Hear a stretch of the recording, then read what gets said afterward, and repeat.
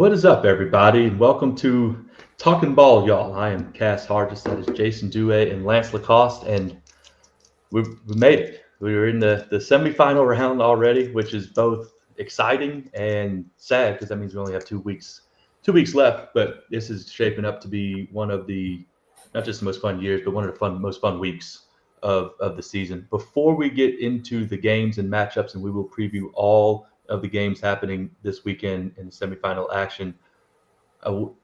We could talk about this, and I think I've said this, Lance. I might have told you this last year, but I've always believed, well, not always, haven't been in it. I believe that this round is the hardest round to win in. You're playing a really good opponent.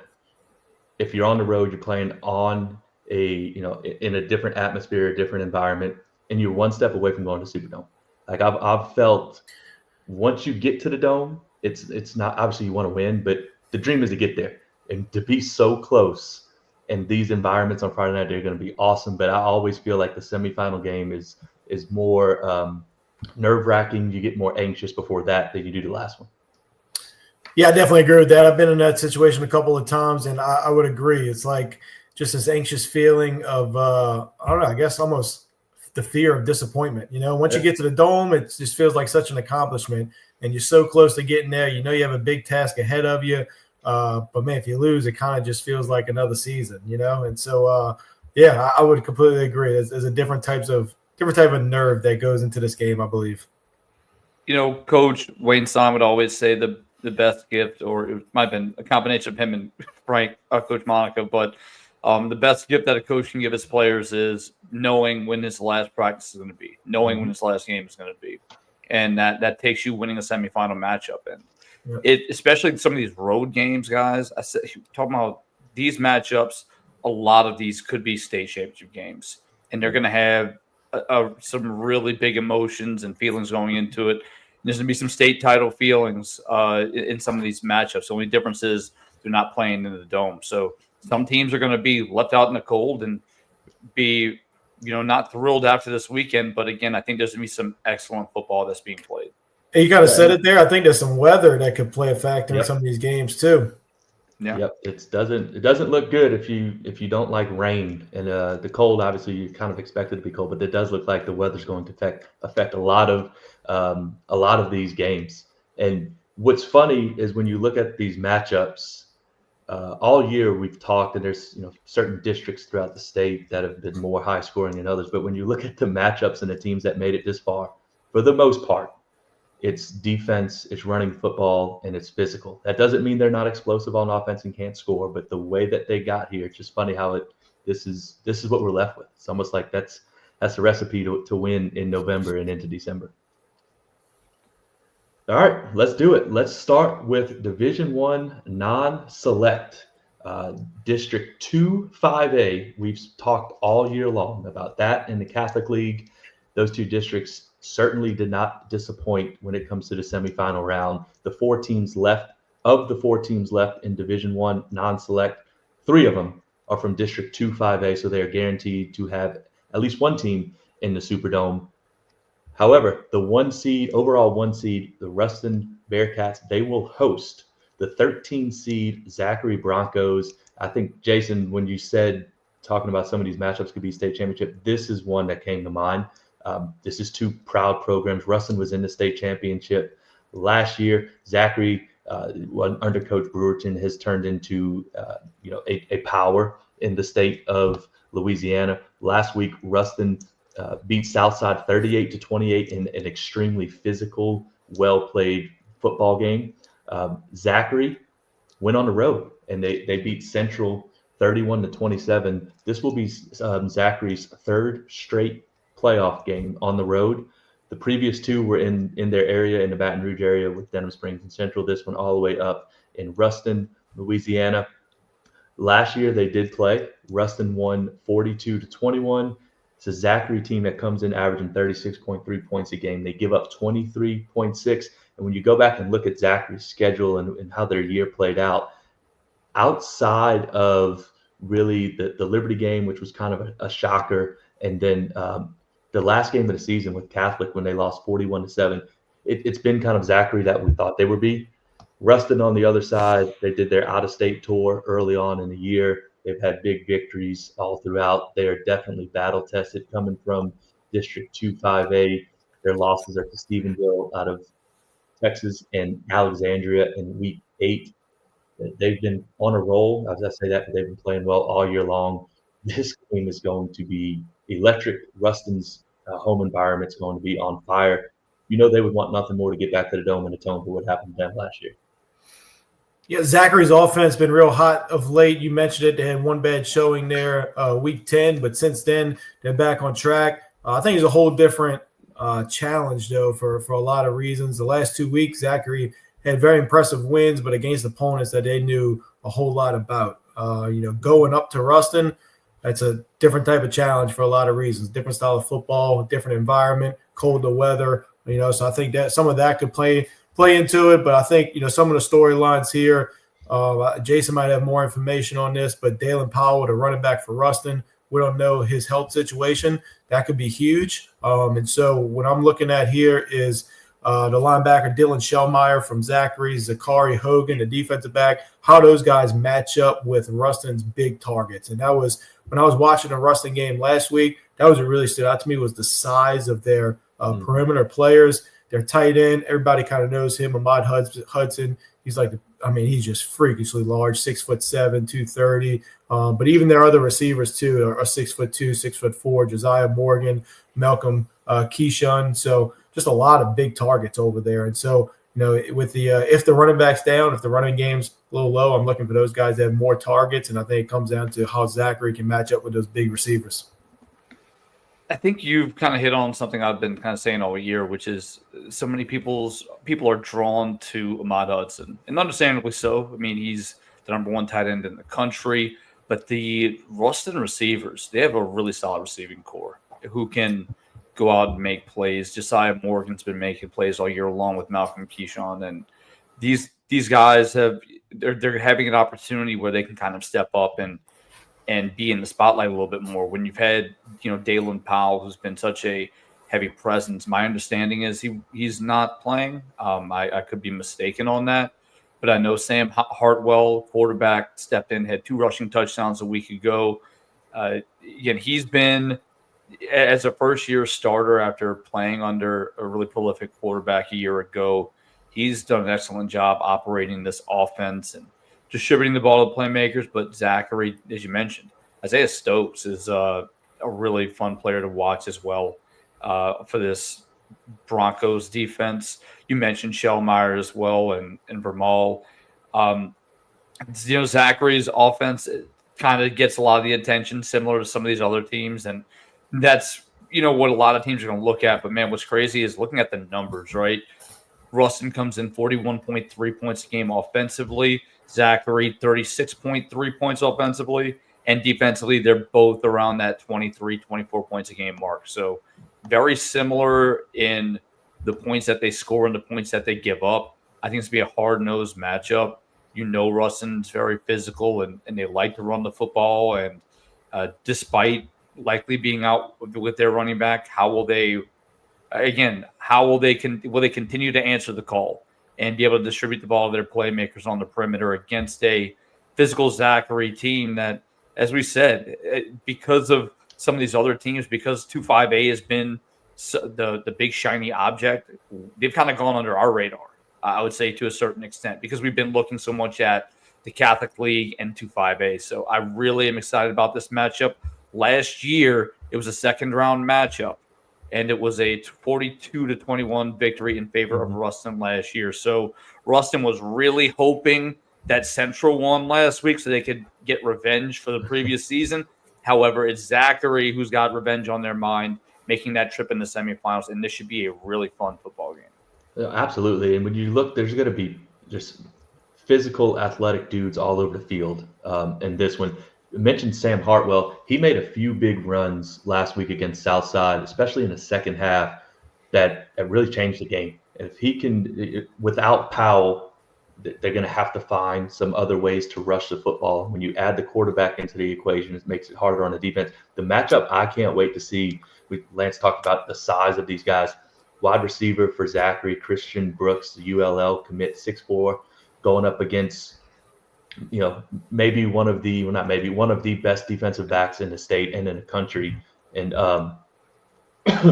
Jaden Andy for Ruston. It's a 6 foot, 170-pound defensive back. So that's going to be fun to watch, and how they move those guys around and how they match up. But for sure, this almost feels like when we talk about District 2-5A, it feels like if you picked Zachary up and dropped him in a district, they would love it just as much. Like, it feels like two very similar teams, and it's going to be a lot of fun up there in Ruston. In the other semifinal, 2-5A is represented by both teams. Washita Parish, a team that we talked about. They had a 4-week stretch when they started district, and they beat Pineville to end the season, and then they go on a tear through the playoffs. They upset Destrehan. They get a big win at Parkway. They do it with Montrell Connor at quarterback and an offensive line that's really physical, really big. They can run the football. They travel to Neville. Neville is a 2 seed, comes in at 9-3. These two teams played in week 8. Neville won 38-37. An unbelievable football game. That was in the middle of that losing streak there for Washita. What's interesting when you talk about this Washita program, it's been since when, 2005 since they've been this far, and Correct. When they won their first playoff game, I think that was their first playoff win since that season as well. So program that's getting back to kind of the glory days back in the early 2000s. Man, this Neville team, they lose in the semifinals last year to Central at home as the 2 seed. They want nothing more than to exact some revenge for that loss last year and atone for that. This is going to be, obviously they played and it's a 1-point game. I expect the exact same kind of thing. I'm interested to see on Neville's end. They gave up 37 points in their first matchup with Washita. What does Coach Collins do to change up the scheme? What kind of wrinkles does he throw in to kind of slow down this Washita offense?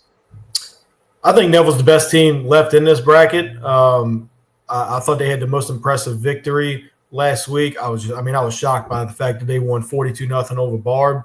But with that said, I think they faced the challenge of, look at who they have to play now to get to where they want to be. They get probably 2 district opponents that know them very well, right? And so, I think about Neville, Parker Robinson, and those guys. They have a great offense. They've been putting up a lot of points the last couple of weeks. But as Washita Parish team, they have the athletes on the perimeter really match up with them. So they're going to make them earn it. And then, on the other side, I love Coach Collins. So I'm expecting that Coach Collins is going to come out with an even better game plan than what they had last time. I think this is one that when you only win 38-37 on that Neville side, you have a lot of reason to really prepare your butt off, right? If this was one that they would have won by 3 touchdowns, it'd be easy to kind of sleep on somebody that you've already beaten. But when you're only won by 1 point, you kind of know what you're up against, And so I really like Neville in this one. But I do think that even though I believe they're the best team in it, they got a couple really tough matchups ahead of them with teams that just know them very well. Yeah, and I think when you look at both of these teams, it's definitely 2 journey teams, right? These are 2 teams that had to fight an uphill battle. Neville wasn't healthy for a large portion of this year, and it seemed like a lot of people were saying, well, this was supposed to be the team to beat in their district. At least that was the feel coming into the year. We knew Ruston and West Monroe would be big threats, but it definitely felt like Neville was the favorite. And with those injuries early, it seemed like they were kind of falling by the wayside. Washita Parish was looking really impressive going into district play. And, Washita Parish dropped every game to their, I would say, the biggest teams in their district. But every game was within striking distance. So that's why it's really fun to see this matchup kind of come around again. What is interesting is when we look at this Neville football team, they gave up -3. I should say they gained 3 yards, right, defensively against what's been the most, probably one of, if not the most impressive postseason performance by a player in Griffin out of Barb, who rushed for -3 yards a week ago. I mean, that's just unbelievable. We talk about Coach Collins and his defensive scheme and what he's able to do. This is a Washita Parish football team that likes to run the football, and MJ Dade has been their guy. Montrell Connor runs a lot as well. I mean, they do have targets on the perimeter. I do think Whitlock is a big target along with Wydell Clark, who can make big plays. Defensively for Washita Parish, they also have big Drew Berryman, who recently decommitted from Texas, is my understanding, but a really massive football player, can just wreak havoc on offensive lines and opens up opportunities for some of those guys at the second level. Neville, I mean, their offense, they're able to spread the ball out so many different ways. They've got four playmakers on the perimeter that I've really been impressed with. Zaylen Young, who's been a guy whose name we've called all year. Emad Sledge, who kind of takes the top off the defense. Jamarian Robertson, who plays running back, and then alongside Miss Jarvis Blackson. And I think those guys have really made up a large part of the offense, which, by the way, you have a college quarterback in Parker Robinson passing them the football. And then you look at the defense, and their front seven is super physical, and then you've got two Division I players in the secondary to back them up in Juju Burns and Jaden Reed. So I think there's a reason this was a 1-point game during the regular season, and I would expect nothing less in this matchup. I think this is going to be an electric football game with two teams that are very familiar with each other, and this could be one of the best games of the night.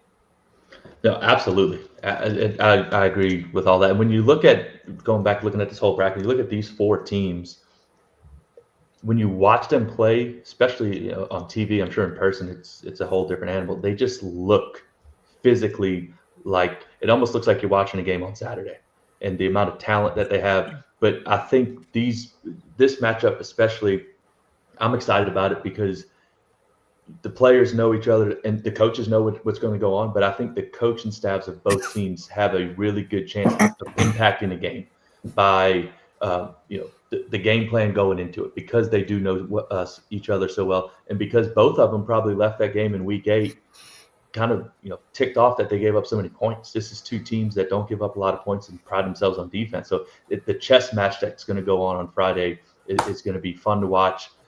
We could say this about every game this week because of the weather, but I think this game, maybe in particular, the turnover margin can affect the outcome more than any. When Washita was rolling, they had 0 turnovers. The games they lost, they turned the ball over. And, especially if it's going to be raining with a wet ball. If Washita can take care of football, they're going to have a chance to go win it in the fourth quarter and see what happens. I think it came down to one drive last game, and it's probably going to do the same this week as well. On the Division I select side, 2-5A is well represented. In the non-select side with 3 teams. On the select side, there are 3 Catholic League teams still play. Yeah, the 1 seed Edna Carr Cougars, and then the 3 seed St. Aug and 7 seed John Curtis. Carr hosts Catholic of Baton Rouge, which this matchup might be, I know this Washita Neville might be the best one of the week. The Carr Catholic matchup may be my favorite one in the state. I watched Catholic play last week. They're so fundamentally sound, and they do it with such good players. And what they did to Ash might have been one of the most impressive things that we've seen all year long. Defensively, they changed the looks. They matched their coverages with their fronts, and they're constantly changing it to keep the offense guessing. The way that they were moving Bradford, their safety, around, Ash couldn't really try to find where he was, and he ends up making it was very impressive, which it comes to be expected for Catholic. And then you match that up with this Carr team that I think, until proven otherwise, best team in the state, bar none. These two teams played in the semifinals last year on Carr's run to the state championship. Carr won every game in the playoffs by more than 28 points, except Catholic. Catholic lost to Carr last year in the playoffs in the semifinals, 21-19. Catholic's going right back there. Knowing those guys, knowing the mentality that Catholic has, they probably want nothing more than to go to Carr. Like, they wanted this opportunity again. They're going to have those kids ready to play. They're going to have a great game plan. I think Catholic, their defense gives up 16 points a game. They're going to try to have a similar game script to last year. Keep it low scoring, punt, special teams, take care of the football, and give yourself a chance to win it in the fourth quarter. If I'm not mistaken, last year I think Catholic went for 2 and didn't get it late. Then Carr had to recover an onside kick. So the game was right there. Knowing that Catholic's going to come in extremely confident, but Carr is just When you just look at the roster and look at the guys on their team, we can go through the whole list. It's just unbelievable, and it's at every level of their team. But this matchup is going to be very fun. Definitely my favorite matchup of the week right here. First off, I think it's there can't be another high school football game in the country with better safeties than what these teams present, with Aiden Hall, the LSU commit on the Carr side, Blaine Bradford, the Ohio State commit on the Catholic side. But when I look at this matchup, I know Catholic, they are a weight room team. They have the best strength and conditioning coach in Louisiana. Matt Bruce, unbelievable. And when you watch them on film, they look like a weight room team. And so what I'm looking for, I think everybody knows this. If you're going to have any chance of beating this Carr team, it starts with you've got to be able to somewhat block Richard Anderson, Romeo Brown, and the rest of that D-line. You've got to be able to slow them down. Nobody's done it yet. But if somebody can do it, I look at this team as a team that's just, I know they're super strong. They're super physical. It's an older group. They have a huge offensive tackle, Blaze Tamazi, 6'5", 290. And then, I'm looking at like their running backs, 200-pound running back, Justin Batiste, Jaden Miles, 205 pounds. The tight end, also 6'5", 225. And so when I think of how would you slow down that D-line, it's got to be with help from the tight end. It's got to be with help from the running backs. I think it's the only way, And so, but we look at the size that this Catholic League, this Catholic team comes in with, maybe they can do it, right? And so I believe that if there is a team out there that can beat this Carr team, I think it's this Catholic team. One big thing to keep in mind is this Carr team gives up a whopping 11.6 points per game. And while so many people are enamored by the glitz and glamour of that offense that has so many weapons, that can move the ball in so many ways, the best part about this team is their defense. There is no weakness. So I don't think it's if they stop Catholic's defense, I think it's when, because it's going to happen. You're not going to, when you look back last week, it took a half for them to get going against, and again, no disrespect to Alexandria. It's a really good football team. But I think Carr's defense is, again, the best defense in the state for a reason. So you know that you're going to have some trouble, right? But how do you win this football game if you're Catholic? And I say this coming from the perspective of, I've been saying that Carr might be the best football team I've ever seen, probably the best football team I've ever seen in person. Covering high school football, watching high school football over, the past decade and a half or so. What I'll say is this Catholic football team they do have a passing attack, but really their backs, Batiste and between Batiste and Miles are going to be really big. You have to hold on to the football, kill the clock. We haven't heard this one come from my mouth yet, right, guys? Offense has to hold on to the football, and that defense has to force turnovers. They forced 5 turnovers last week, so they can do it. They came up in really big situations in the red zone. Again, to hold that Alexandria team, that the way they navigate their offense to 6 points was quite an accomplishment. However, this is a much different task because of how big, massive, physical this offensive line for Carr is, because you have a running back and a quarterback in the same backfield, both committed to the same school, to Washington State, and John Johnson and Trey Garrison, because you have Xavier Owens on the perimeter along with, again, Floyd Jones. Like they have so many guys that they can go to and what they can do. And then defensively, we talk about Romeo Brown. We talk about Richard Anderson, who's arguably the best defensive tackle I've ever gotten to see in the high school game. Maurice Williams. The list goes on and on. We can sit here and talk about the team all day. So I know that Carr will put up points. I know they will stop this Catholic defense. However, the question is, can Catholic force turnovers and put Carr in an uncomfortable position and play field position? And can they keep their offense on the field by running the football? If they're able to do that, I think they can make Edna Carr's life a little bit more difficult. But the question is, can they get it done on the road? That's not an easy thing to do to go win in Berman. No, it's not. And I think when you mentioned Catholic wanting to control the football and run the football, that quarterback Turner Goldsmith's got to be a big part of that rushing game, whether it's with RPOs or some reads, some zone reads. That he's going to have to help those guys out. And I think Catholic, especially at this time of year, just always seems they thrive in those low-scoring special teams defensive games. And it almost feels like if Catholic's going to win, it's almost like last year this was the case. It's like the first team to 21 is going to win. I think if the game gets any higher scoring than that, unless something crazy happens, I don't think that's going to be Catholic's way to win. So they're going to try to make it as ugly of a game as possible and then have a chance to go win it in the fourth quarter. But their coaching staff, both of these coaching staffs, again, it's just going to be a theme throughout the night. So good to putting their players in positions to go have success. And when you do that with really good players, you end up with two teams like this. That is going to be an awesome environment on the West Bank on Friday night. One quick note to make, though, right? You mentioned the weather. The last time this Carr football team lost, it was in a sloppy, disgusting football game.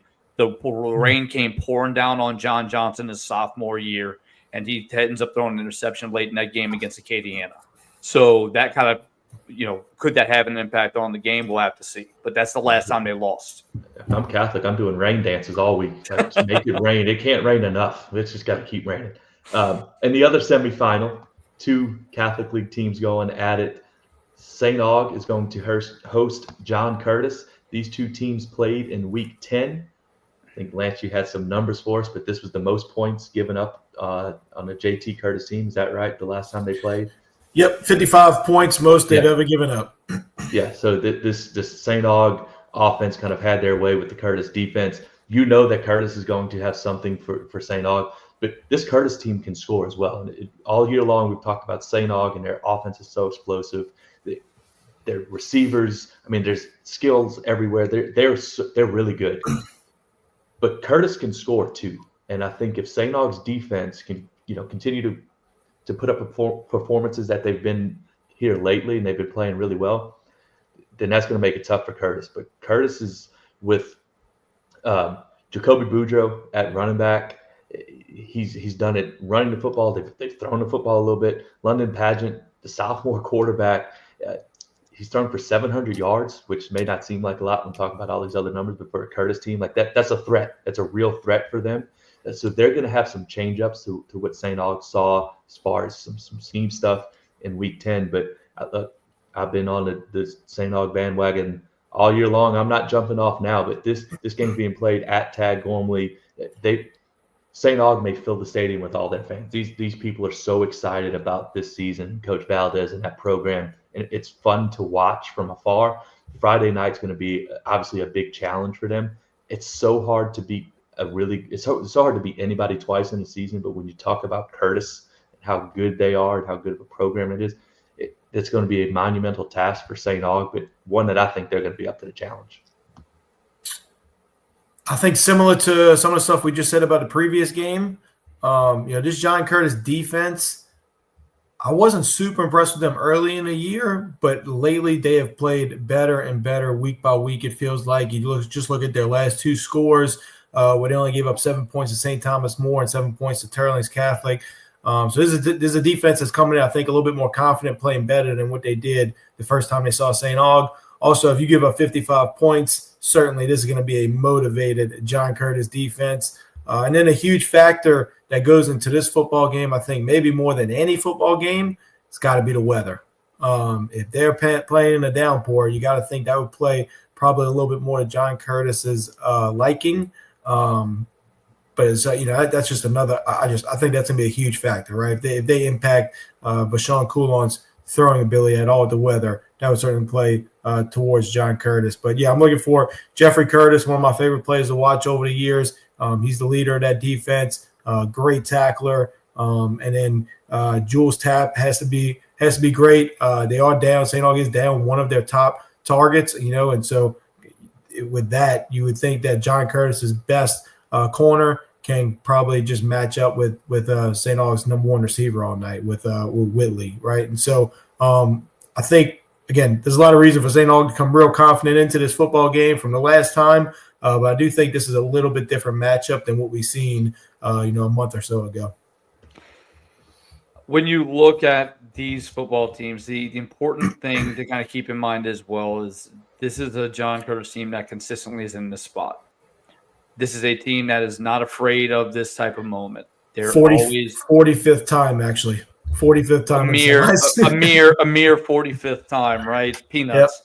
Yep. Small potatoes. No, but the achievements of that program is unbelievable and what they've been able to accomplish. What's important to note is the last time that St. Aug has been in the semifinal was 2013 with the guy. I don't know if you're familiar with him, Lance. Leonard Fournette. Yep. Lost to Romo. Lost to Romo in the semis. I remember it. Yeah. So it's been a minute since St. Aug has been in this position, and what's crazy is when you look at these two football teams, St. Aug has beaten Curtis 2 times in a row. So that's going to be that's been preached, whether or not it's by coaches or written on the locker, the cell phone case, cell phone back screen, whatever it may be. This is Curtis is very well aware of that they've lost 2 in a row to this football team. St. Aug does have, you mentioned, Williams out at wide receiver. Coulon he was named one of the co-MVPs of the offense for the Catholic League. And you don't do that. You know what I mean? Like, that doesn't come easy. And he's been phenomenal this year. He's been the catalyst of this offense, even though they do have the ability to run. And they mixed in some younger guys after one of their veteran running backs and Keith Hill went down, I believe it was an ACL. I'm not sure what the specific injury was, but went down early. But they've been able to pass the football so well. Miguel Whitley is a dude. He's been just absolutely incredible. Bennett at receiver has really stepped up in big key situations. There's so many places that they can go with the football. And you remember we got to watch this team too. Sire Gilmore in the secondary was an absolute freak, along with Ty Dominique up front. They have some guys that can go, but we know Curtis.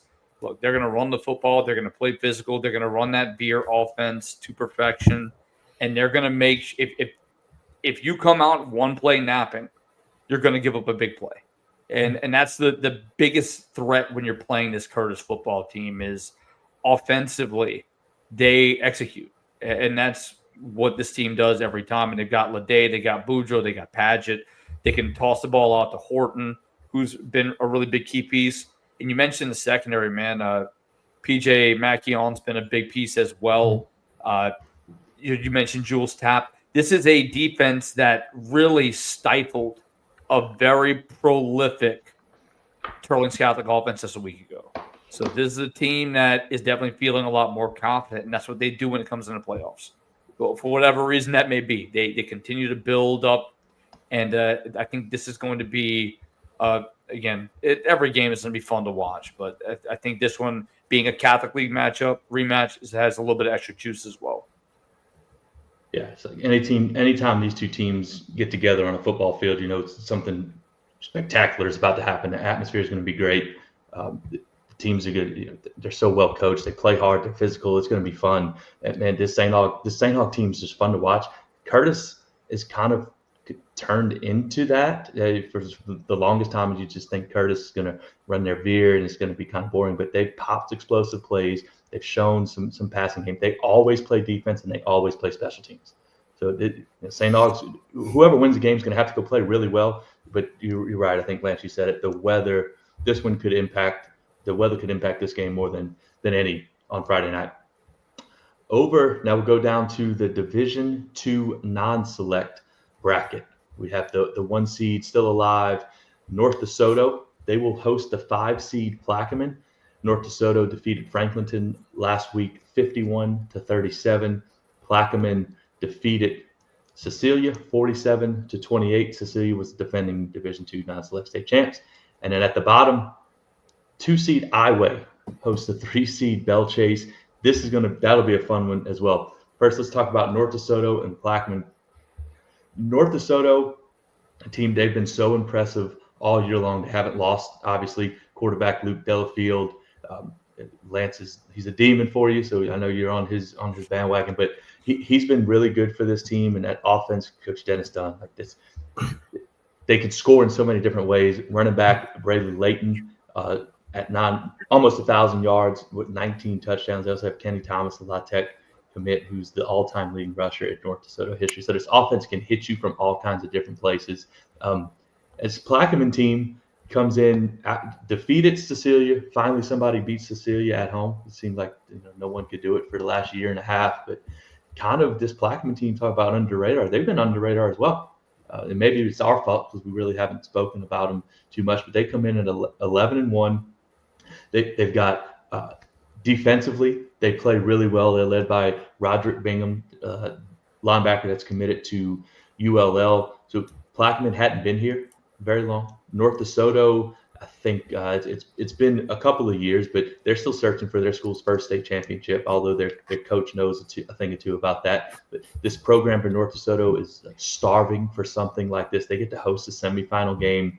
Plaquemine has to make the trip up there. It's a tough ask of Plaquemine, but you knocked off the defending state champs last week. Why can't they go up there and win? Yeah, it's a really tough matchup, I think, for North DeSoto. They've had a great season, but this is the toughest matchup they've had since West Monroe, in my opinion. Watched a little bit of Plaquemine since Sunday, just some highlights, and what I've gathered is that Plaquemine is really good on defense. It's really up front. They're really big on the defensive line. The 28 points they gave up to Cecilia was deceiving. This game was out of reach pretty quickly, and so I think those 28 points were mostly late. And so I think for this North DeSoto team, you talked about the quarterback is great, the running backs are great. I think it starts up front. They've got to be able to they got to be able to handle this defensive line. The outside linebacker for Plaquemine is Roderick Bingham. He's going to UL. He's another problem on the edge too, and so I think it starts there. They got to be able to protect for Luke Delafield. They got to open some space for these running backs if they're going to see the 50-plus points that North DeSoto is used to putting up. This is also very experienced and physical North DeSoto offensive line. I want to make that clear too. And I think when you look at what they were able to do last week against Franklinton, kind of further proves that point. This is a very physical offense.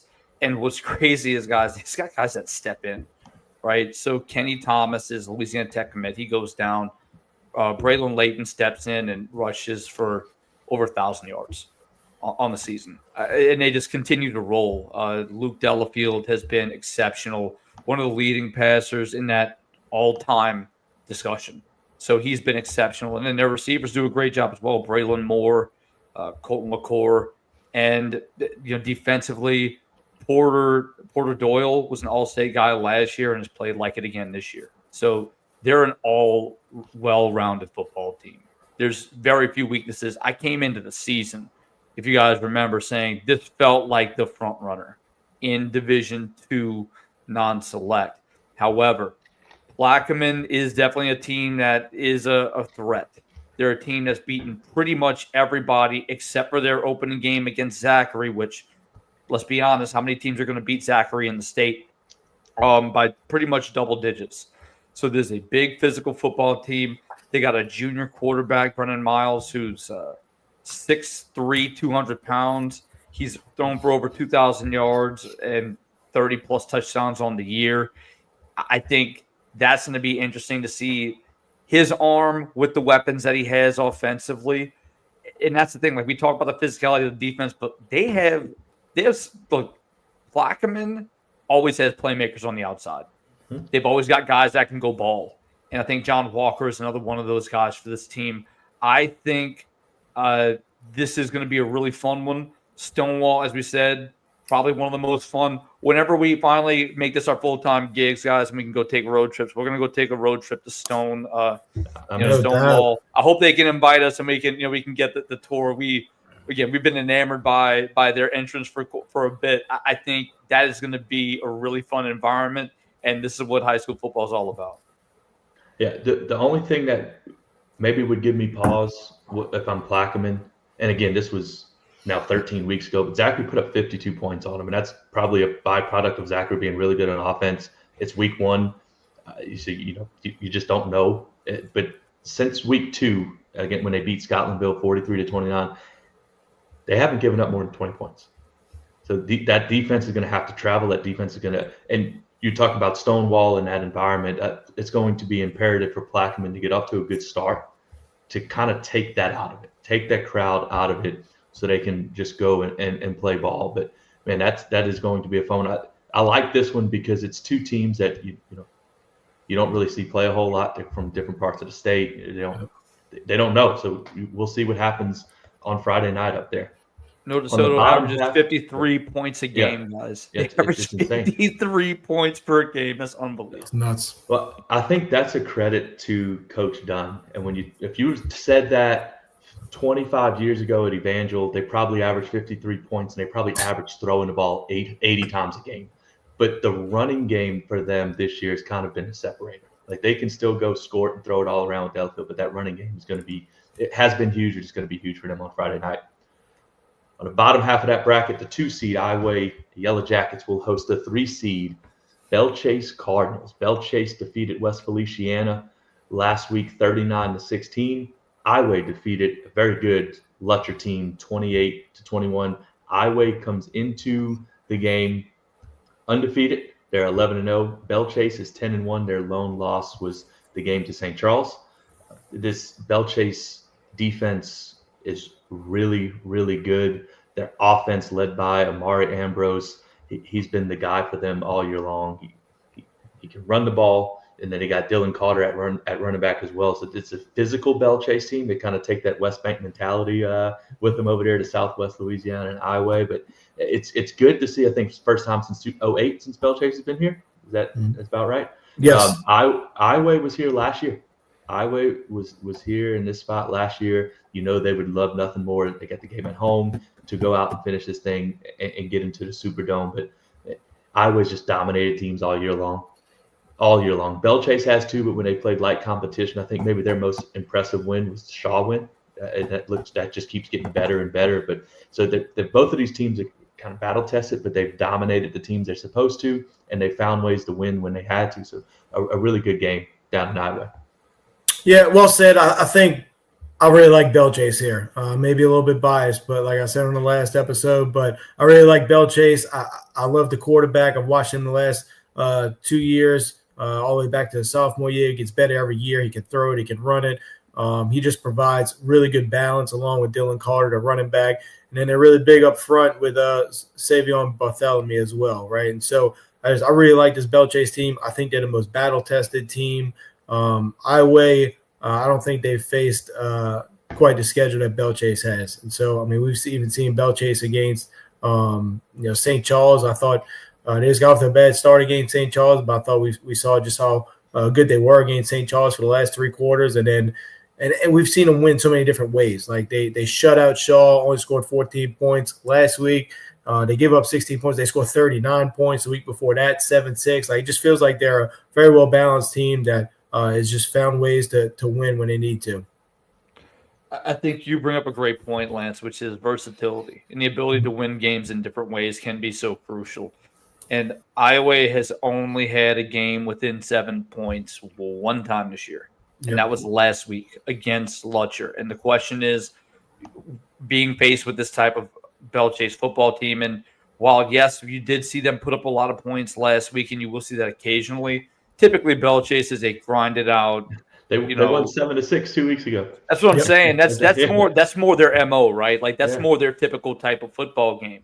So, and you mentioned Bartholomew, he's a freak up front. Iowa's definitely going to have to account for him, but Iowa just is a big play running offense typically. Like, they do pass the football really well, but Jevian Adams has been a big part of that offense, and has had a big season. Jeremiah Bushnell is a Houston commitment on the perimeter who's been exceptional, as long as Caston Lewis, who's been a two-way player. He had an interception to seal the game a week ago against Lutcher, along with rushing. I believe it was for nearly 100 yards, and as well. I think this Iowa football team has run the ball so exceptionally well, and the question is, when facing a really stout defense like Belle Chase, how will they handle the situation? How will they handle this type of moment? Because I don't think they're going to be able to click on offense the entire football game the way that they have. I mean, look, they very well could, but just the physicality of this Belichick's football team, like I feel like they're going to get some stops. So it's going to come down to another tight football game. However, this is a team that's been there, guys. They were there a year ago, and I really feel like this team coming back with that experience feels like this could be their year. Home field advantage. That's a little bit of a road trip for Belichick. I think Iowa is really liking where they're sitting, although I think Belichick, you mentioned, first time since 2008 being in this position, feel very confident about their situation as well. But I think it's going to be an excellent game. Yeah, no doubt. And we talked when the brackets were released about this specific bracket. And, although we felt maybe North Dakota was a tick above everyone else, and everything else was wide open. And it's funny when you look at it, Plaquemine is the 5 seed. And then you have the 2 and 3 seeds still left in it. So those teams have kind of separated themselves from everyone else. So it's no doubt, I believe, that the 4 best teams in Division II non-select to play on this Friday night. On the Division II select side, a bracket that we thought was pretty top-heavy, both in bracket, what the bracket looked like, and in quality of teams. Up at the top, the 1 seed, St. Charles Comets, coming off of a 31-0 victory over E.D. White. They've had some impressive victories all year long. That one's got to be right up there. But they shut out E.D. White 31-0. They will host U-High. U-High beat Madison Prep last week in a rematch, 32-30. U-High will travel to St. Charles on the bottom half of the bracket. Vanderbilt Catholic, the 6 seed, and Archbishop Shaw, the 7 seed, will face off for a right to go to the Dome. This St. Charles U-High game, this St. Charles team, we go back to last year and the struggles they had with the youth and the inexperience and breaking in new players and key players, especially at quarterback with Landry LeBlanc. This is the St. Charles that you expect to see when you roll out of bed, and they haven't changed from it. They know exactly who they are, and they go out there and they do it. They do it as well as anyone. Coach Wayne Stein, one of the best coaches in the state, bar none. He does a tremendous job with his team. But running back Skylar Edwards, I think he's one of my favorite players. And when you balance him with Landry LeBlanc, who's also been getting into the running game a little bit more, this offense is starting to become explosive. Defensively, they're always going to be tough. They're always going to be physical. They got playmakers all over the place, and you can probably pencil them in to make a special teams play at some point. That's just what they do. U-High, a program that's been there and done that as well. Talent all over the field. They're big. They're physical. They're battle tested. They're going to travel to St. Charles Catholic and see who gets to go to the Dome. First off, is it U-Lab or U-High? I've been wondering. Yes. Does this go back and forth or something? I've had that confusion my entire life. And look, ironically, when I was at LSU, one of the teams that I covered a lot was U-High. And guys, so the football stadium is on LSU's campus. It's called the University Laboratory School, high school. Yeah, but it's on campus. But guys, I drove around for an hour and a half looking at the stadium. It was it's tucked back in there. It's behind the. Yeah, it's tucked. So it could be both. Me and Cass U-High, U-Lab, whatever you want to go by. We played. Me and Cass played a scrimmage against Evangel at that field. I know the field. Really? Right before Katrina. That's right. All right. Anyway, so U-Lab, High, whatever, they have an outrageous amount of talent. All right. Yeah. Cubs, deceptive name because they got grown men everywhere. There is so many offers all up and down their sheet. Sage Ingram kind of stole the show last week. 6 foot, 200-pound running back. But then they have an unbelievable D line with Lamar Brown, the big LSU commit, as well as a couple talented D ends too. So I mean, it feels like on paper, I would look at this and say, how is St. Charles going to beat this football team? But probably St. Charles will come up with a couple big special teams play, a return kick, a block punt, and somehow it feels like St. Charles is going to come away with a 3-point victory because that's what they did, right? And so it's just – and so that St. Charles is going to play a very clean football game. Landry LeBlanc is going to throw for 150 yards and a touchdown. Skylar Edwards is going to run for 150 yards. Brooks Monica is going to tackle everybody. They're going to be really clean on defense. And somehow they're going to force ULab to try to have to really earn a win here, right? St. Charles is not giving this one away. Guys, this seems like a familiar strategy I've been talking about all year. I don't know how St. Charles would have a shot, but I'm thinking maybe it's running the football and playing defense. Look, this was a 10-7 ball game that went to overtime in the semifinals in 2023, and I will say it felt very much like a state title feel at that point as well, right? Like it felt like a state title game, and yet St. Charles goes to the Dome and gets beaten. So there's a lot of energy that's going to be exerted on this field, which I think is going to be really interesting to kind of keep in mind. U-High, they did scrimmage against each other earlier in the year, and I'll be very blunt. From what I was told, I didn't get to watch it. I was told U-High had their way. Again, early in the season, probably understandably so as well. But what I know is from a pound-for-pound athlete standpoint, from a size standpoint, U-High obviously has a massive edge. Lamar Brown, who LSU commit, can play both sides of the football, had a strip sack just a week ago, along with Jordan Pinnock, who's a ULL commit.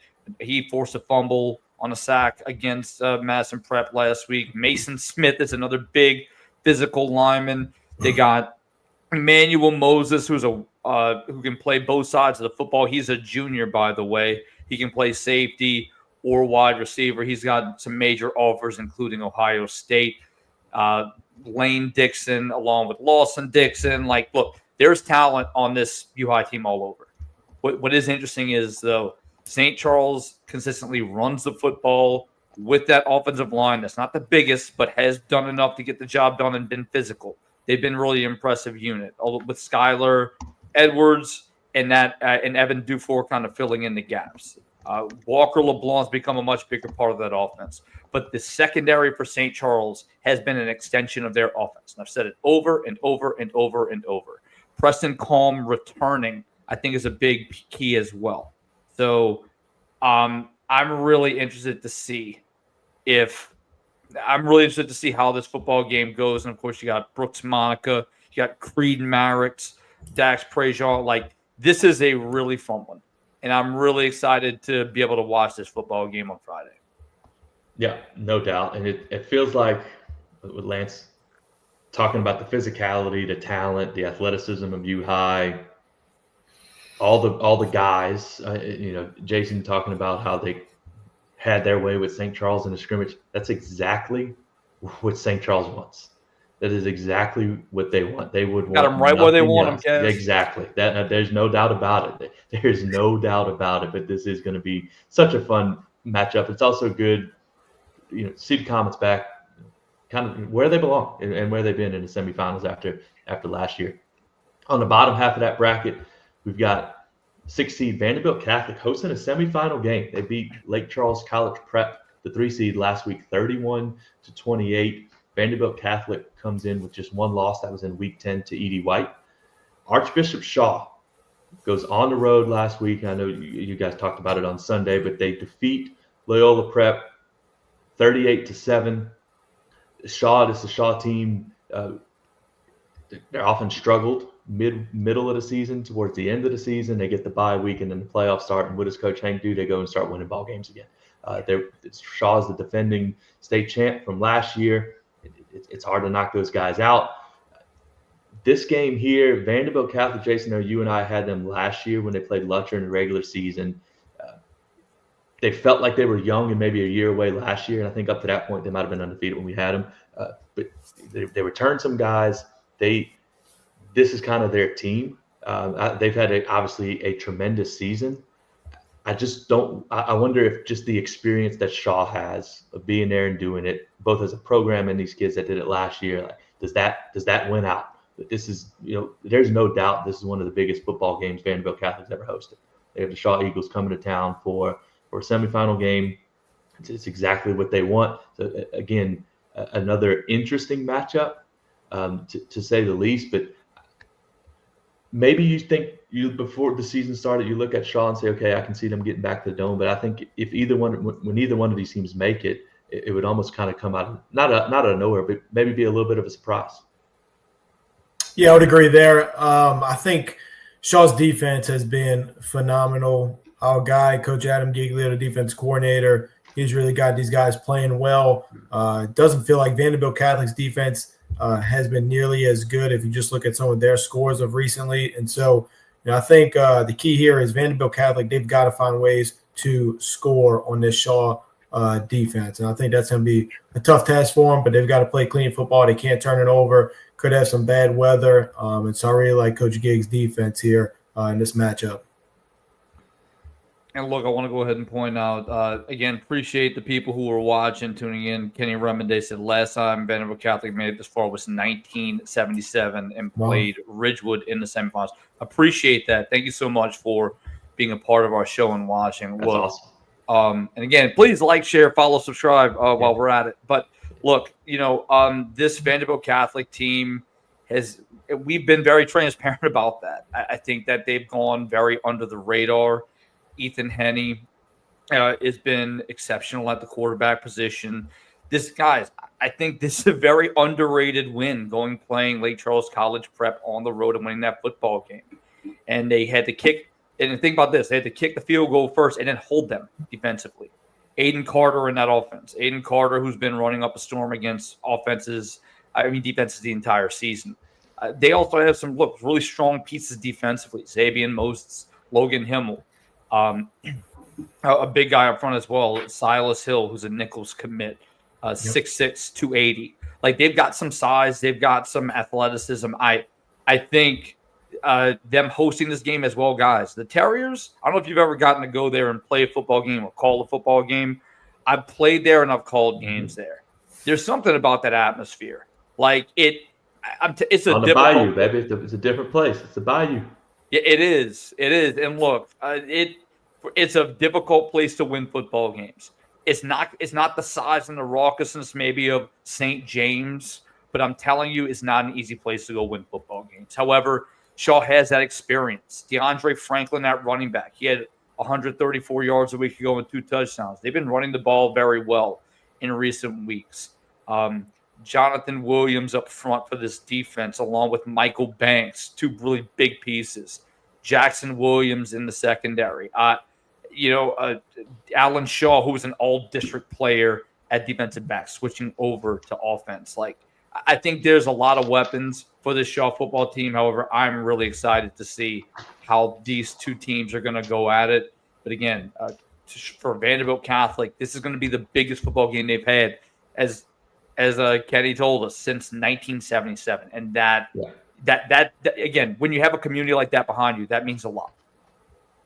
Yeah, no, that's for sure. It's going to be a tremendous. I don't think the rain's going to stop those people from showing up. That's definitely going to be a fun one. Division 3 non-select. The 1 seed, Gina Giants, still alive. They beat Mansfield last week, 44-20. They will host Union Parish, masquerading as a 12 seed. They went on the road last week and ended Kinder's undefeated season, 20-14. And down on the bottom half, what a matchup this is. Number 3, St. James, travels to number 2 seed, Sterlington. We'll start up at the top, though, with Gina and Union Parish. Gina, their offense has been so explosive all year long. They got Cedric Wilson, Daniel Hatcher at running back. Like they score 60 points a game. It feels like they do it, not in the traditional sense of when you think of explosive offenses who just sling it all over the field. Like, they just come run right at you. And they just got playmakers and their speed everywhere. This Union Parish team, man, they're 7-5. I said they're masquerading as the 12 seed. They're so much better than that. They're so much better than that. And it's also a program that is used to winning. They've been there. They've done that. They lost 3 games to start the year. By the way, those 3 losses were to North DeSoto, Alexandria, and Airline. So for a team a school their size, you kind of toss that out the window. They did, however, play Sterlington in Week 10, another semifinal team, and they kind of got blown out a little bit. But this Union Parish team, extremely talented, traveling to Gina. Another fun game in a fun environment. Best part of this game has to be the mascots, Giants versus the Giants Farmers. And the Farmers. Yeah, best matchup, best mascot matchup. But Yeah, I think, Union Parish, they lean heavily on a couple really talented guys. Ari Slocum, the tight end, who's also going to be a big factor on their defensive line. Javian Henderson, the running back, who's also going to be a big factor on that defense as well. And I say that just because this Gina team all year long, it's their running backs that have been incredible. Two-headed monster, and Cedric Wilson and Daniel Hatcher, both combined for 17 touchdowns over the course of the season. And so I think it's a really tough matchup for Union Parish. But I tell you, a good comment here in the chat from Z Cheeses. Union Parish has ended they ended ERAS undefeated season, and they ended Kinder's undefeated season. So this Union Parish team, they coming ready to play. Yeah, Cheese always brings great info, and again, appreciate you watching. No, he watches weekly and always has something to say. Look, Braxton Patterson, Union Parish's quarterback, I think is going to have a big game for this team.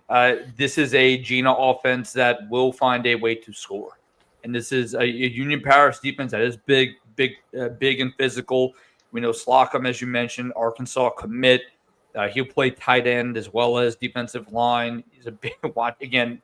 Very similar to Briston Martinez out of East Ascension, kind of getting the football. Really fun to watch him on offense. But look, it's Union Parish football. What do you think they're going to do? They're not going to come out and run 5 wide. They're going to come out in I formation. They're going to play big boy football and run it right down your throat. And Henderson's kind of been their guy. They haven't put up massive numbers offensively. They played a lot of ball control, but they started out last week hot. And it was enough to push them into that overtime period and get that win. They came out on their first drive last week and put up a touchdown. And I think when you're playing a team like Gina that runs the football, they do. Again, you have 2 guys who can run the football like Wilson and Hatcher. And then you have a deep play threat as well in Cooper. I think they really are going to need to make sure that they play ball control. And you've got to keep your offense on the field. And the question is, will Union Parish be able to do that? I don't know the answer to that, but we'll have to find out on Friday.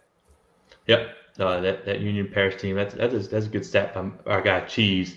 They just end people's seasons. The downside to that is that Gina has 1 loss, so we'll see if that translates. But this Gina team is very good, really good. On the bottom half of the bracket, this one's awesome. The 3 seed St. James travels up to Sterlington, the 2 seed. St. James, one of the most impressive victories last week, defeats Oak Grove 57-13. Sterlington defeated Loreauville 44-6. Sterlington has been on an absolute rampage the last few weeks. St. James, man, they're talented. They have some championship pedigree. Their 2 losses to Terrebonne in week 3 and to Shaw in week 6, and then they've rattled off some impressive wins. I know that win that you get the call for them over St. Charles, Jason, was a fun game. But man, this team has playmakers everywhere. The Villanueva brothers can strike at any time from anywhere on the field, and they seemingly play every position. It's like Bugs Bunny; they just throw it to each other and run around. Nobody can catch them. But defensively, I think this is where St. James is going to have to show up. Their defense has to travel up there at Sterlington. Sterlington's going to be big. They're going to be physical. Devin Downs, receiver, he's also a really good baseball player, good pitcher. But they're going to come at you. They're going to want to play smash mouth football, and it's almost a clash of 2 styles here. But I think St. James has enough talent defensively, just not to stay in the game, but to slow down Sterlington enough to give their offense a chance to go put up some explosive points. James kind of said it earlier that there's a couple matchups that feel like this could be the state championship right here. That's how I feel about this matchup. Both of these teams are so good. Sterlington's been on a tear. They feel like they're in this position every year. With that said, St. James, they're making a 24th semifinal appearance. I knew they've had a lot of success, but I wouldn't have guessed that they had quite that many. And so both of these teams come in very confident. I think this comes down to Sterlington's secondary and the way they match up against these Villanueva brothers. I think there's a big play St. James offense that's how they're going to score. I don't think they're going to put together long drives. And so if Sterlington's secondary can slow down these Villanuevas, I think that would go a long way in Sterlington finding a way to win this game. And, Cheese brings up a good point, too. He said, not playing with Kanai King Young all year in the St. James football team is really impressive, and it's true. He was a guy coming into this year who they really expected to be a big piece, and I got to correct y'all guys, it's Villanova. The only reason I know is because it was absolute nightmare calling their football game in the sense that, guys, there's two of them. They're interchangeably at running back and wide receiver. So you have to call either first names or both the first name and the last name. But look, Jakias made that incredible catch at the end of the St. Charles game. He's consistently on highlight reels. He's an incredible athlete, along with Kanye Zenon, who really has been a big playmaking wide receiver for this team too. They got Cam Mitchell back mid-season, and since they've gotten him back offensively, it's been just on another level. Now their defense has taken some hits.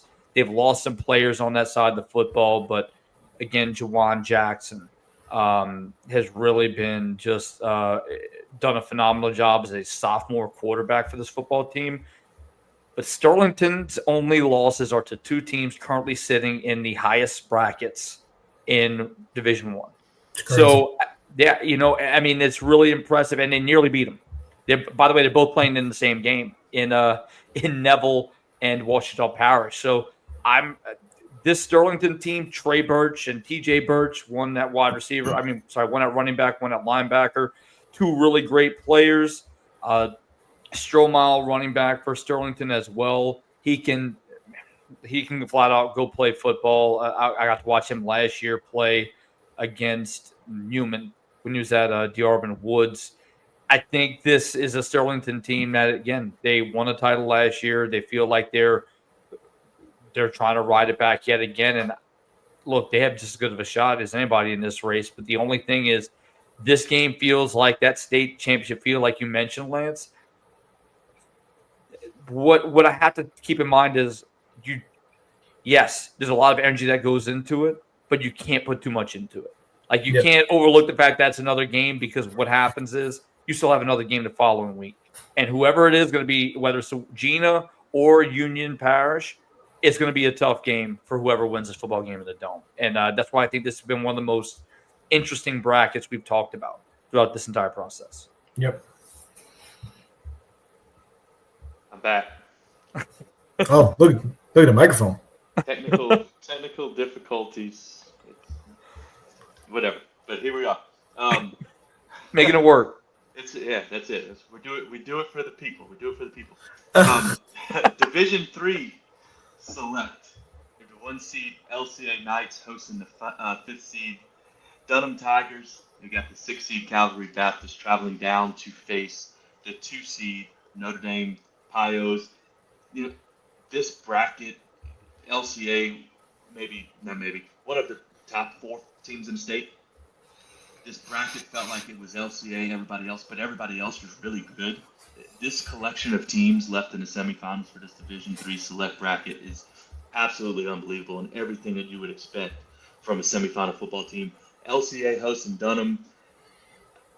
I think LCA, aside from all the talent they have and just how good of a football team they are, I really think their game against Evangel can give them a preview of what they're going to face in Dunham as far as the quarterback situation, at the very least, with Elijah Haven. This Dunham offense, extremely explosive.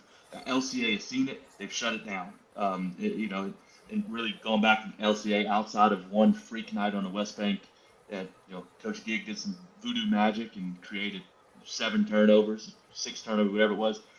They've been extremely impressive all year long. Dunham, this is going to be fun because I think Dunham's chance to win is to turn it into a track meet, and I think that's exactly kind of what LCA likes to do. I don't know how much Dunham's going to be able to do it on this LCA defense, but that's going to be an interesting matchup for sure. Yeah, outside the Card Catholic matchup, this is my next favorite one simply because of the quarterback play. I mean, Elijah Haven looks like Cam Newton every time I turn on a highlight film. And then Braylon Walker at LCA, also just unbelievable. And so I'm tuning into this one really more than anything to see the matchup of these two quarterbacks. As I can't wait to see these guys head to head. Yeah, I think when you talk about man, the athleticism that's on both of the sidelines, Mhm. right? There's so many players for both teams, and we mentioned earlier that on Sunday, LCA gets his big 6'8" tackle back in Campbell. I think that's huge, obviously, literally and metaphorically speaking. Dunham's offense has so many playmakers on the perimeter. And I mean, of course, again, that goes without saying for LCA, but we've talked about Jarvis Washington, South Alabama commit, Trevor Hammond, who played excellent at linebacker and at wide receiver when I actually at running back, I should say, when I got to see him play. Chris Thomas played both ways and did an excellent job. Elliot Trahan played on that defensive line and really made it a nightmare for Newman. They had to move personnel. He did such an excellent job up front. So look, they have the personnel, they have the guys, and they're not huge, but they're very physical on both lines. However, LCA has the size. Like they're physical and they're big, they're athletic, they're fast. Caleb Simon, Jameson Marzell, Luke Green on that defense are really just look. I think I'd be shocked if LCA didn't lead the state in tackles for loss. They were over 100, like in week 7, I think it was. You know as a who would know team. that? You know who would know the answer to that question, Jason? I know who would, and he's sitting in our chat right now. I'm waiting for him to chime in. I know Cheese would know. So that's what I was alluding. I was waiting for him to give me something. But look, Caden Bellard has been one of their big players as well, along with Draylon August, who again can play both ways. Braden Allen, who recently just decommitted from Oklahoma, who's a big-time playmaker, along with Braylon Walker, who we've heard coaches say is the best athlete in the state that they played. So, look, here we go. Told y'all he'd have it for us. 141 and a half tackles for loss, 39 sacks, 12 interceptions, and 3 defensive touchdowns. Yeah.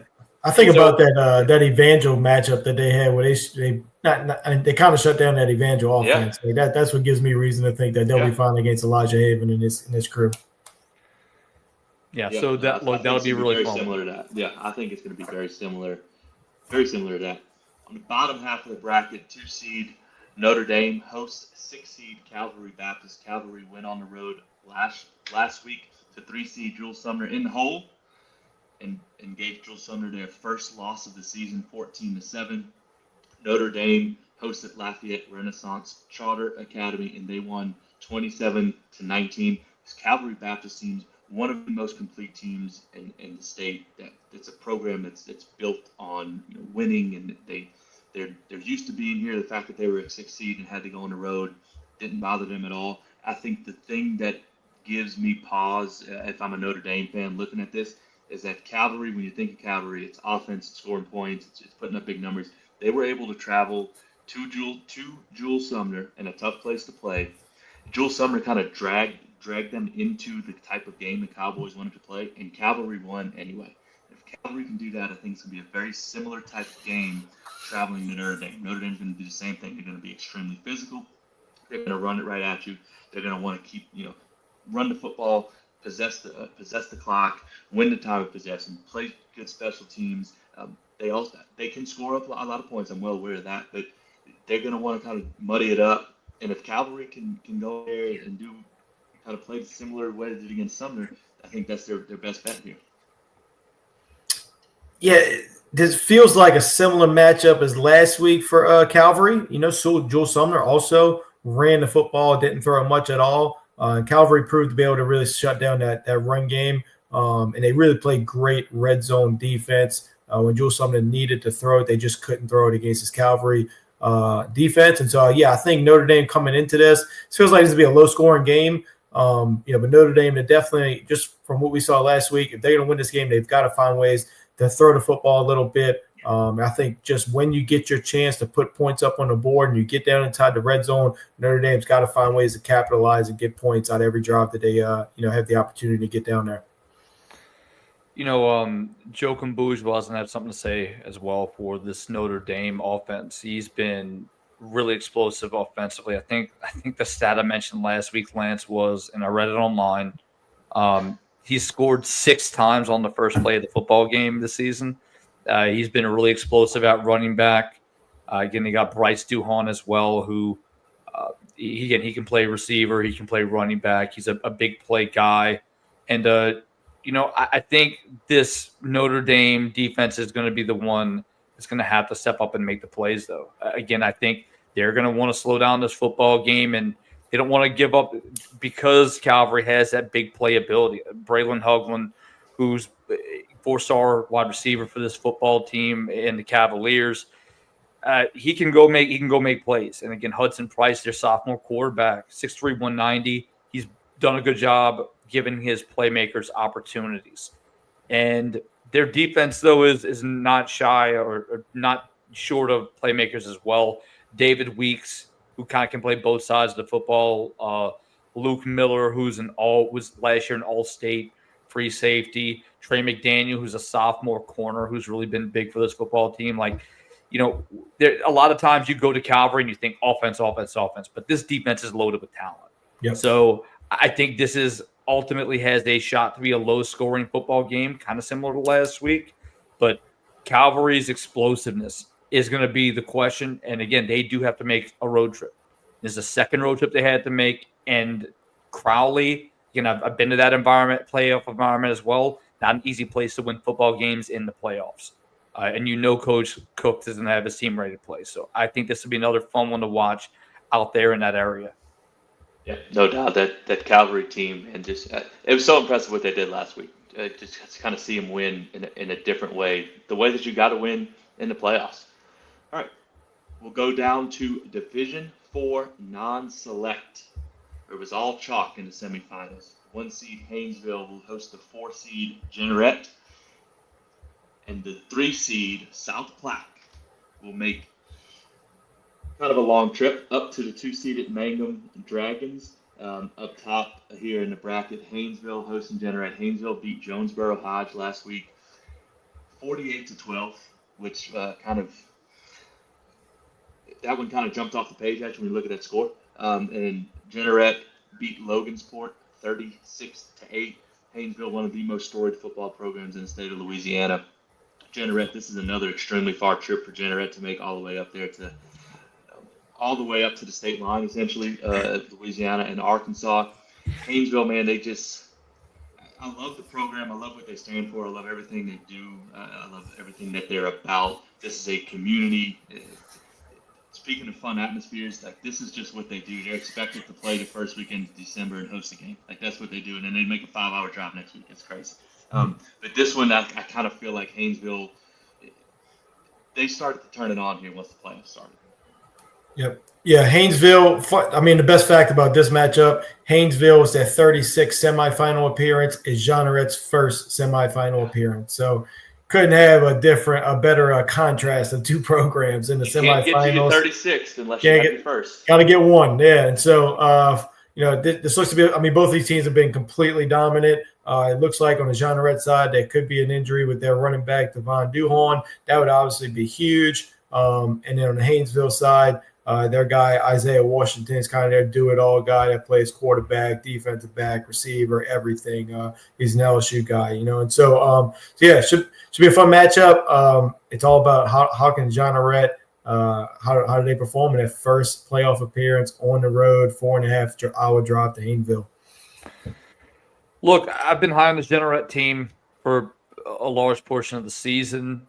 I knew coming in that they had some athletes, and one of the big ones was Devon Duhon, who's actually been out for a minute. He's been hurt for a bit now during the course of the season, and somehow it seems like they just had injury after injury, and they continued to respond. They continued to answer the call. Destin Smith, freshman running back, has been a big piece of this football team. Nasir Jackson, free safety, has been a big playmaker, as well as Morris Walter. But you guys mentioned Haynesville. Look, Isaiah Washington, he's an LSU commit for a reason. Donnie Critton is a big running back for this football team. But look, man, what's really important to note is they got some big boys up front. They got 2 guys over 300 pounds, Jeremiah Evans and Andrea Brooks. And I think size-wise, they have a huge advantage. And there's a reason why Haynesville always in these games is because they have athletes and then they have some really big boys to go up front. So I think this is going to be obviously Genneret's biggest test of the football season. And for Haynesville, it's just another year, another chance to make it to the Dome. But when you're in those situations and your team that's there for the first time ever, you feel like this could be your only opportunity, whether that's reality or not. So a 4.5-hour drive, according to Cheese, for this football team. It's a long road trip. I'm really excited to watch this one go down. Yeah, welcome to the semifinals, Jenneret. You're going to take a 4.5-hour drive all the way up, and by the way, you're going to play Haynesville, who's doing this for the 36th time. So that good for them. I mean, this is a great experience. Hopefully, they go up there and they can handle the moment and play well and see what happens after that. All right, 2 more. The Division 4 Select Bracket. Lance, you called this, what'd you call it? The Catholic Christian? No. Wrong bracket. That's the other bracket. No. This is it, right? Wait. No. You're showing a non-select right now. Me. That's me. Oh, No, that was me. Yeah. I'm sorry. All good. Yeah, so we have a Christian, a Catholic, and an Episcopal left in the semifinals. Yes. So we got it all covered. Church war. Yeah, there you go. We got it all covered. The 1 seed Westminster Christian will host the 5 seed Ascension Catholic, and then down at the bottom, the Blue Gators, 6 seed the Ascension Episcopal Blue Gators. Coach Jay DiMaggio will take the trip over to the 2 seed Riverside Academy Rebels. Up at the top, Westminster Christian. They beat St. Edmunds 52-22 last week, which defensively one of the most impressive performances of the week last week, holding that offense to just 22 points. Ascension Catholic, huge win on the road at Catholic Point Capee, 50-42. I think Ascension Catholic's offense, they've scored points all year long. This Westminster Christian defense is really, really good. As a team, obviously, they're really, really good. Ascension Catholic rushed for 519 yards last week. There's Trevin Simon, so they're gonna need to bring that running game down there with them or over there with them. Try to slow down this Westminster team and just try to keep it. It's almost like you got to keep it close and try to figure out a way to win it at the end. But Westminster Christian, man, they've been impressive all year long. It's no surprise that they're here again. Yep, I know. Shout out to really both of you guys. Y'all. I feel like you guys called these 2 teams out early in the season as 2 teams that were primed to make a great run this year. Just feels like Westminster Christian's defense is better, so I think that's where I would lean is more to the defense here in these type of matchups in the semifinals. But like you said, Ascension Catholic, they bring a heck of a running game to the table. And so, yeah, this should be a great matchup, probably a high-scoring game. I mean, just look at what both teams did last week, 52 points, 50 points. Probably a high-scoring game. Who can find more stops? Yeah, look, Trevin Simon is close to setting the single-season rushing record. Again, Chiefs mentioned it, but we talked about it on Sunday, right? He's within striking distance of beating Xavier Ford's record, which was just set a year ago from Leesville, rushing yards and touchdowns. So, look, this is a Ascension Catholic team that really likes to run the football. Westminster Christian really does have the ability to pass. Stephen George kind of gets it done both with his arms and his legs. He's got Evan Lemon and Kyle Horde to kind of help him out in that passing and running department. I think Westminster Christian has found a way to win in a number of ways as well, which made them have so much success this season. They were in probably the toughest 1A district in the entire state and still found a way to go undefeated. They were with Sacred Heart. They were with, St. Edmund. Again, these are rematch games, by the way. Like they had to face teams a second time and beat them. Catholic Point Capee. This is a very tough district they made their way out of. And again, I think this is a well-deserving of the 1 seed. But, man, Simon and this Ascension Catholic offense, the Bulldogs, they've been in these situations before. And I think this feels like a shot for one of these teams to to break their way into the title game. And I think this is going to be a really fun one, an interesting one to watch between two teams that really want to get there. Yeah, no doubt. And then the last one down on the bottom, the Blue Gators of Ascension Episcopal travel over to Riverside. The Blue Gators have been extremely impressive all year long. Quarterback Brandon Mitchell, he is an LCA transfer. I know I talked with those guys before last season, and they were very excited about him and about what he can do athletically at quarterback for the Gators. Last week, Ascension went on the road and defeated Hamilton Christian 38-7. That was Hamilton Christian's first loss of the year. Riverside Academy, man, last week they hosted Washita Christian, beat them 38-14. Talking about impressive wins, that's one right there. But this Blue Gator team, under Coach DiMaggio, like this program has always been solid. They win a lot of ball games. They run a good athletic department over there. They do a good job. I don't know that this came out of the blue. I think they thought that they were going to be really good. They got a chance to go play in the Superdome for the first time, I think, since 2013 or 2014 was the last time that they were there. But it's going to be difficult to do. Coach Roussel and the Riverside Rebels, we know what they're all about. That team is, I feel like for the next 3 years, we're going to say they're talented and young because all of these guys are freshmen, sophomores. It's crazy what they have going on over there. But talk about a place that loves football, man. Jason, your neck of the woods is going to be on fire Friday night. St. Charles hosting the semi and Riverside hosting the semi. Y'all going to be able to handle that over there? There'll be a lot. There'll be a lot going on there for sure. I thought Ascension Episcopal probably had the most impressive win, I thought, of this bracket when they beat Kentwood a couple weeks ago. So that really opened my eyes to this football team. With that said, I saw Riverside week 1, knew they were special right away. Kendrick, Boogie, Johnson, one of the best sophomores I've seen. They got a great quarterback. They're shockingly good on defense for how young they are, and I think that's just a huge credit to the defense coordinator, Coach Latchney, as well as Coach Lee Roussel, O-line guy. I mean, when you match up a great O-line guy like him with the talent of Boogie Johnson plus the defense coordinator of Chris Latchney, I just think this Riverside team is really really well put together. Yeah, and Aiden Bullock is a big old guard for this football team. Was an all-state guy, Southern baseball commit. Again, it's so easy to look at the talent on the perimeter and that quarterback in Bourgeois, who's been a multiple-year starter. Jaden Obikwe, who is a guy who I've been talking about since the beginning of the season, and I said I thought he would be one of the more impact transfers in the entire state, and I think he's kind of proven to be that.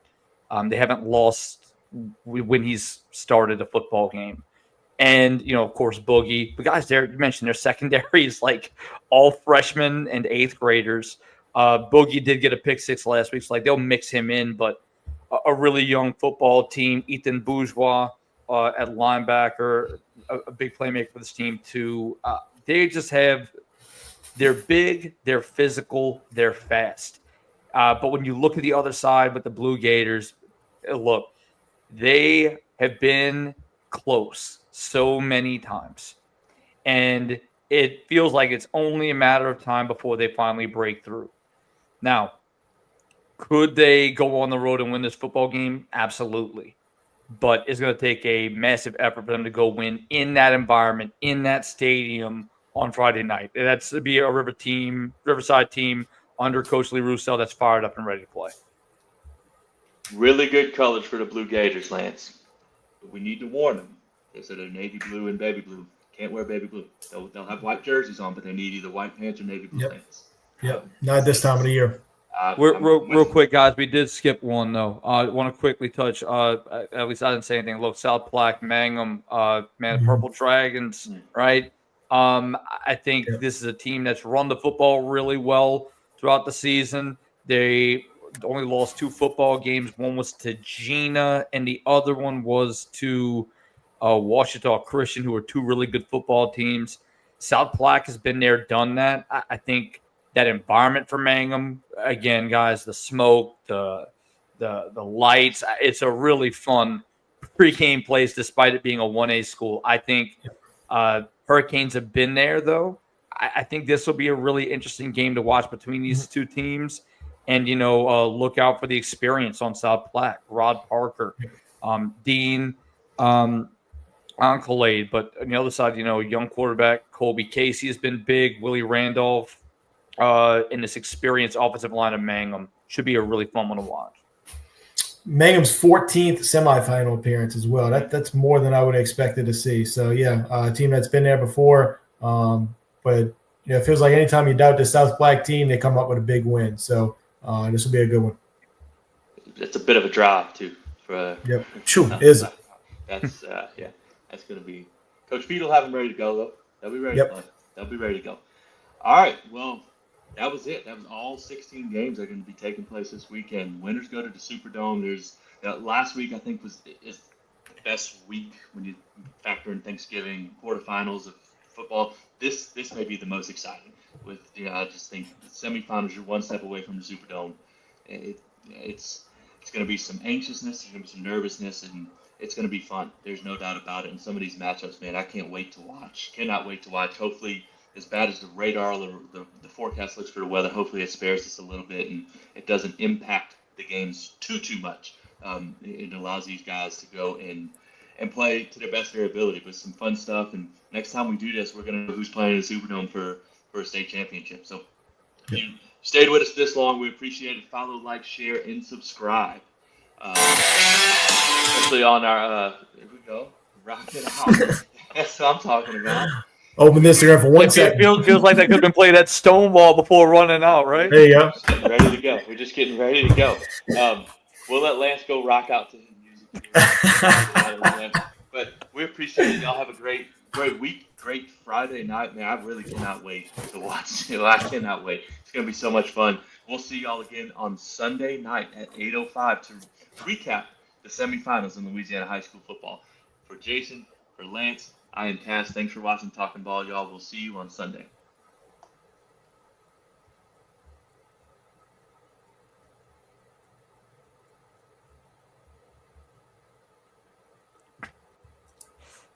I'm going to end it.